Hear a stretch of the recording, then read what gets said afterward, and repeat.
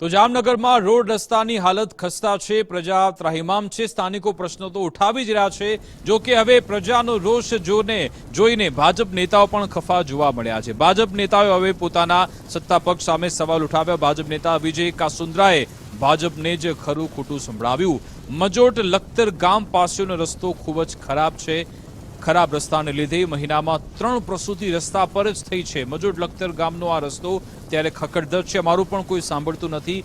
ખૂબ દુઃખજનક વાત છે તેવું ભાજપ નેતા કહી રહ્યા છે। વિકાસની વાતો વચ્ચે આ મુદ્દા આપણા માટે શરમજનક છે તેનો સ્વીકાર પણ ભાજપ નેતા કરી રહ્યા છે। પંચાયતથી પાર્લામેન્ટ સુધી ભાજપ તો પણ આટલી રજૂઆત કરવાની એ સવાલ પણ તેમણે ઉઠાવ્યો। તો આજ અંગે જાણકારી આપશે સંવાદદાતા નથુ આહિર ફોનલાઈન પર જોડાઈ ગયા છે। જી નથુ। વિકાસ જામનગર જિલ્લા સહિત રાજ્યભરમાં જે રોડ ખખડધજ થઈ ગયા છે, જેને લઈને પ્રજાનો રોષ તો છે, પરંતુ પ્રજા વચ્ચે ભાજપના નેતા નથી જઈ શકતા તેનું આ ઉત્તમ ઉદાહરણ છે। કારણ કે જામનગર જિલ્લાના ધ્રોલ તાલુકા મથક કે જે હાલના કૃષિ મંત્રી રાઘવજી પટેલનું જે છે તે વતન છે, ત્યાંથી બુમરાડ ઉઠવા પામી છે। ત્યાંનું લોકલ ધ્રોલ બીજેપી નામનું સોશિયલ મીડિયાનું જે વોટ્સઅપનું ગ્રુપ છે, જેમાં ધ્રોલ તાલુકા પંચાયતના જે કારોબારી સમિતિના જે સદસ્ય જે સમિતિના અધ્યક્ષ છે, જે તેના પતિ દ્વારા એક વોટ્સઅપમાં મેસેજ કરવામાં આવ્યો છે અને તેમાં જે ભાજપને જ તેઓ ચેલેન્જ કરી રહ્યા હોય તેવું લાગી રહ્યું છે। તેમાં એને જણાવ્યું છે કે અમારા માટે આ ખૂબ દુઃખદજનક વાત છે કે ઉપરના કોઈ નેતા એટલે કે રાઘવજી પટેલ પણ એમાં આવી જાય છે, તે પણ અમારું કોઈ સાંભળતા નથી।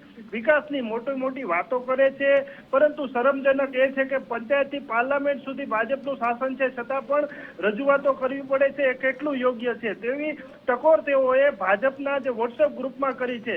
અને બીજી તરફ સપ્તાહ પૂર્વે જે જોડિયા તાલુકા પંચાયતના સદસ્યના પતિ અરવિંદભાઈ છે, તેઓએ પણ એ જ પ્રશ્ન અને તેઓએ પણ કહ્યું હતું કે અમારા કામ નથી થતા, પ્રજા અમને કહે છે કામ ન થતા હોય તો રાજીનામું આપી દો। તે પોતે કહેવાનું એ છે કે ભાઈ ઉપરના જે નેતાઓ છે તેનો સાંભળતા નથી, એટલે કે પ્રજાનો રોષ આસમાને છે, પરંતુ સ્થાનિક નેતાઓ છે તે શરમજનક સ્થિતિમાં મુકાયા છે। વિકાસ,